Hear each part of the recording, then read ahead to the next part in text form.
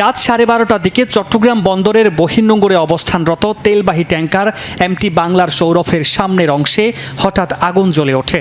লেলিহান শিখা ছড়িয়ে পড়লে ঘুমন্ত নাবিকরা জেগে ওঠে। কেউ সাগরে লাফ দেন, কেউ এগিয়ে আসা ফিশিং বোটে এবং কোস্ট গার্ডের স্পিড বোটে আশ্রয় নেন। বেশ কয়েক বছর আগে বাংলার সৌরভ জাহাজে আরও একবার বিস্ফোরণের পর আগুন লাগে। এর আগে গত সোমবার পতেঙ্গায় ক্রুড অয়েল খালাসের সময় বাংলার জ্যোতিতে বিস্ফোরণের পর অগ্নিকাণ্ড হয়। এতে 3 নাবিকের মৃত্যু হয়।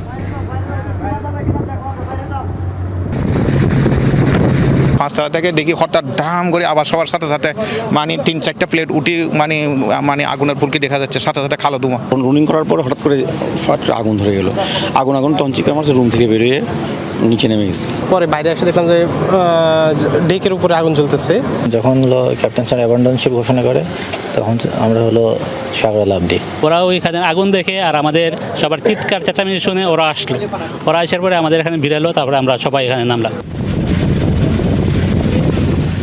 খবর পেয়ে নৌবাহিনী, কোস্টগার্ড ও বন্দর কর্তৃপক্ষের টাগবোট ঘটনাস্থলে গিয়ে 2.5 ঘন্টার চেষ্টায় আগুন নিয়ন্ত্রণে আনে। 11,600 টন ক্রুড অয়েল বোঝাই জাহাজটিতে থাকা 48 জনের সবাই উদ্ধার হলেও তীরে আসার পর সাদেক নামে এক নাবিক অসুস্থ হয়ে পড়লে হাসপাতালে চিকিৎসাধীন অবস্থায় তার মৃত্যু হয়। যেটি প্রমত্ত যাওয়ার পরে পরবর্তীতে ওখানে কোস্টগার্ডের পাশাপাশি বাংলাদেশ নৌবাহিনীর টাগবোট এবং পোর্টের টাগবোটও তাদের ওখানে গিয়েছে এবং সকলের সম্মিলিত প্রচেষ্টায় আনুমানিক রাত 2:35 মিনিটে আগুন নিয়ন্ত্রণে আসে। জাহাজের মধ্যে 48 জন ক্রু ছিলেন। ক্রু এবং ওয়াচম্যান মিলে তারা সবাই তাদের জীবন রক্ষার্থে পানিতে ঝাঁপিয়ে পড়েন এবং কোস্টগার্ড ও নৌবাহিনীর স্পিডবোট প্লাস যে সমস্ত জেলে নৌকা আশেপাশে ছিল তারা তাদেরকে উদ্ধার করেন। এসব ট্যাংকার সাগরে বড় জাহাজ থেকে তেল নিয়ে জেটিতে আসে, এরপর সরবরাহ করে রাষ্ট্রায়ত্ত ইস্টার্ন রিফাইনারিতে।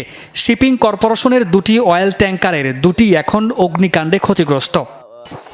বাংলার সৌরভে অগ্নিকাণ্ডের কারণ অনুসন্ধানে 8 সদস্যের কমিটি গঠন করেছে বিএসসি।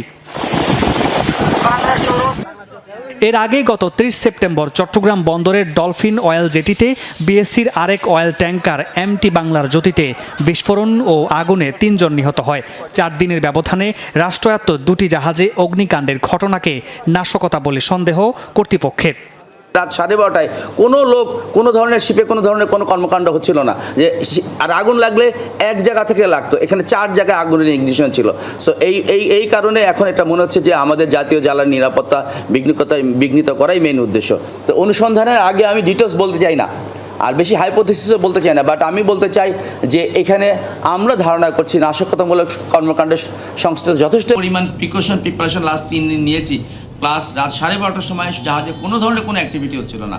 সো এইভাবে অ্যানালাইসিস করলে মনে হয় যে নাশকতা হওয়ার সম্ভাবনা সবচেয়ে বেশি, তবে ইয়েট টু বি কনফার্ম, যেটা তদন্ত পর্ষদগুলো প্রমাণ করবে। জাতীয় নিরাপত্তার সাথে এই ঘটনা কেন হয়েছে এবং এর পেছনে কারা আছে এটা বের করা অত্যন্ত অপরিহার্য। সতর্কতামূলক ব্যবস্থা থাকা সত্ত্বেও এই ইনভিজিবল সাইকোলজির কারণেই, ডিমোটিভেটেড সাইকোলজির কারণেই এটা হতে পারে।